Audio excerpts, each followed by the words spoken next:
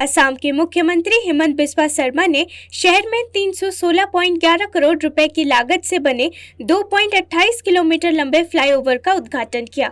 शर्मा ने RG Barua road पर Guwahati commerce college से सुंदरपुर तक और मदर टेरेसा रोड से गीता मंदिर की ओर श्रद्धांजलि फ्लाईओवर राज्य के लोगों को समर्पित किया। शर्मा ने कहा, दुर्गा पूजा से पहले नीलाचल फ्लाईओवर और श्रद्धांजलि फ्लाईओवर का उद्घाटन करने की स्थिति में आकर मुझे बहुत खुशी महसूस हो रही है। दोनों फ्लाईओवर से यातायात सुचारू हो जाएगा, जिससे यात्रियों को बड़ी राहत मिलेगी।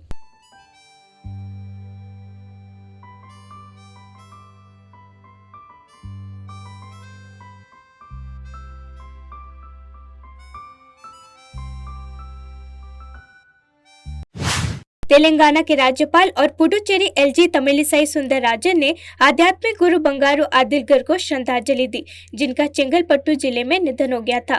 बंगारू आदिलकर को मेलमारुवथुर में अरुलिमगु आदिपराशक्ति मंदिर के गर्भगृह के अंदर महिलाओं को प्रवेश की अनुमति देकर एक क्रांति शुरू करने के लिए जाना जाता था। उन्हें सरकार ने 2019 में पद्मश्री से भी सम्मानित किया था। Do puja in the shrine, and he allotted each day for each of his Valibat Sangam, so that the women are much experienced in administration, and he used to conduct free medical camps every Sunday. So as a student, I used to come to this shrine to conduct to take part in the medical camps, to do service. So whenever he see me, in your younger age you served this place, so only God has made you to occupy this position. Often he says, and he was always supportive to me, and because of his service activity only, our honorable Prime Minister wanted to meet him, so he met him, and he was rewarded with the Padma Shri. So a religious spiritual revolution was made by him. Sidhu Moosewala murder case में video conferencing के जरिए आरोपियों की पेशी से दिवंगत गायक के पिता दुखी हो उठे हैं। साथ ही उन्होंने लॉरेंस बिश्नोई के मौन पर भी हैरानी जाहिर की है। दिवंगत गायक के पिता बलकौर सिद्धू ने अपने बेटे की हत्या के मामले में आरोपियों की वर्चुअल पेशी पर आपत्ति जताई और कहा कि उन्हें आश्वासन दिया गया था कि दोषी शारीरिक रूप से अदालत में पेश होंगे।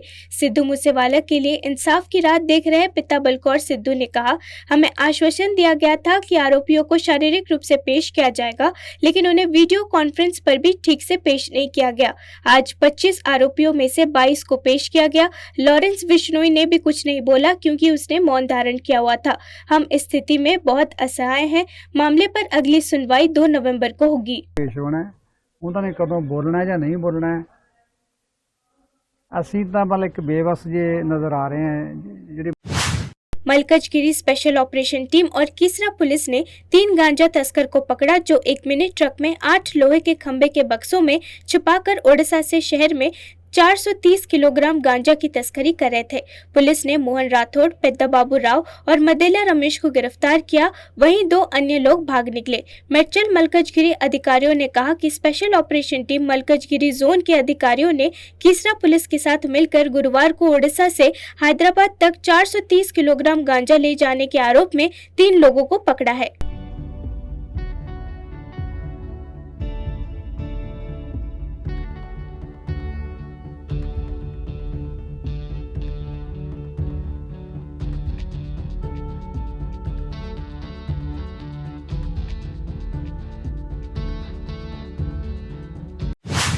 मुख्यमंत्री हेमंत सोरेन ने पंच मंदिर दुर्गा पूजा समिति हरमू के पूजा पंडाल का उद्घाटन किया। मौके पर उनकी पत्नी कल्पना सोरेन भी थी। मुख्यमंत्री ने मौके पर सभी को शुभकामनाएं देते हुए कहा कि हर साल की भांति इस साल भी हम लोग इस महान पर्व के इंतजार में रहते हैं और अब विधिवत रूप से पंडालों के पट खुल रहे हैं, माता के दर्शन हो रहे हैं। माता से विनती है कि झारखंड को आशीर्वाद दे और सुख, समृद्धि और संपन्नता प्रदान करे।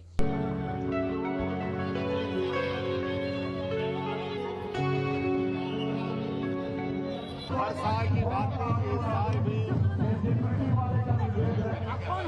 हम सब लोग इस महान पर्व के इंतजार पे रहते हैं। आज विधिवत रूप से पूजा पंडालों का पट खुल रहा है। मां का दर्शन भी आज शुभारंभ हो चुका है। मुख्यमंत्री मनोहर लाल ने एशियन गेम्स में हरियाणा का डंका बजाने वाले 22 खिलाड़ियों को सम्मानित किया। मुख्यमंत्री ने स्वर्ण पदक विजेता को 3 करोड़, रजत पदक जीतने वाले को 1.5 करोड़ और ब्रॉन्ज पदक विजेता को 75 लाख रुपए का नगद पुरस्कार और नौकरी का ऑफर लेटर देकर सम्मानित किया। सीएम ने कहा कि एशियन गेम्स में देश ने 107 पदक जीते हैं। इनमें से 33 पदक हरियाणा के 44 खिलाड़ी लेकर आए हैं। इनमें से 22 खिलाड़ियों को कार्यक्रम में सम्मानित किया है। देश को कुल 41% तक पदक जिताने में हरियाणा का योगदान है। कार्यक्रम में मुख्यमंत्री ने घोषणा की कि सरकार की तरफ से पंचकुला में और झज्जर में 2 नई शूटिंग रेंज खोली जाएंगी। फरीदाबाद और यमुनानगर में तीरंदाजी रेंज खोलेंगे। इसके अलावा पदक विजेताओं को वीटा घी का एक टिन देने का भी ऐलान किया गया है। गोल्ड मेडलिस्ट जो ओलंपिक में उसको 6 करोड़ रुपया हरियाणा देता है। इसके अलावा और भी बहुत प्रकार की सुविधाएं हैं। नौकरी की सुविधाएं भी जो मेडलिस्ट हैं उन सब के लिए हमने तय की हैं। और इसी प्रकार से जो एशियन गेम्स हैं इसमें भी गोल्ड मेडलिस्ट को, जैसे आज आपने देखा 3 करोड़ रुपए की राशि ये गोल्ड मेडलिस्ट को मिलती है। आज 44 खिलाड़ियों को जो नगद राशि दी गई है, आज तो एक टोकन जैसा होता है, इसके बाद इनके खातों में राशि शाम तक ही पहुंच जाएगी। वो 81 करोड़ रुपए की राशि ये कुल मिलाकर के दी है। कुल 81 करोड़ रुपया है। अब एक सुझाव मेरे मन में आया, किसी ने कहा कि अच्छी बात है खिलाड़ियों को। आगामी मध्य प्रदेश विधानसभा चुनाव में कांग्रेस ने गोविंदपुरा सीट से रविंद्र साहू को मैदान में उतारा है।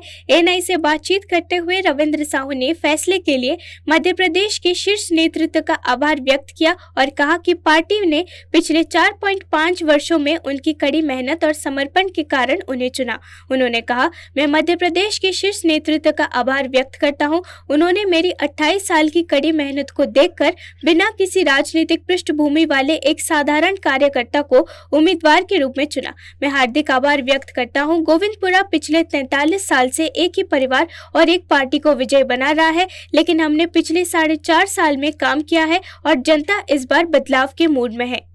ये हमें पूरा पूर्ण विश्वास है और मेरे कांग्रेस के लाखों कार्यकर्ता, हजारों कार्यकर्ताओं के साथ हम मिलके इस बार बदलाव करेंगे। परिवर्तन की लहर है।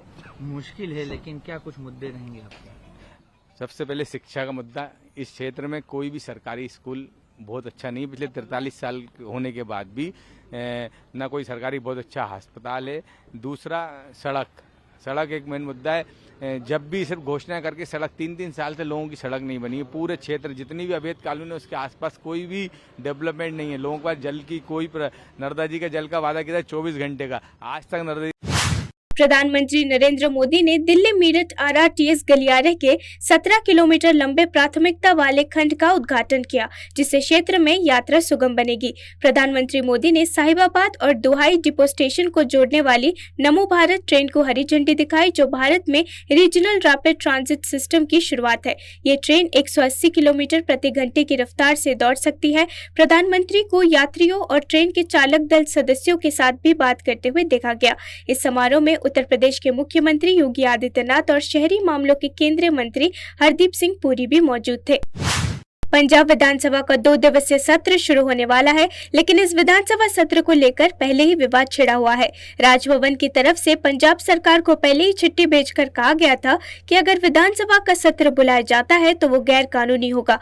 वहीं अब विधानसभा सत्र के इस विवाद में अब कांग्रेस की भी एंट्री हो गई है। प्रदेश कांग्रेस के अध्यक्ष अमरिंदर सिंह राजा वडिंग ने कहा कि उनकी पार्टी की मीटिंग हुई, उनके विधायक विधानसभा सत्र में भाग लेंगे। वहीं अमरिंदर सिंह राजा वडिंग ने राज्यपाल बनवारी पुरोहित से सवाल किया कि ये तीसरा विधानसभा का सत्र है जो वो अवैध कह रहे हैं, लेकिन कोई कार्रवाई नहीं करते। उन्होंने कहा, मेरा उनसे अनुरोध है कि इस सब में पंजाब के लोगों का समय बर्बाद करने के बजाय स्थिति स्पष्ट की जानी चाहिए, ताकि वास्तविक मुद्दों पर ध्यान केंद्रित करके आगे की कार्रवाई शुरू की जा सके। गैर संवैधानिक सेशन है।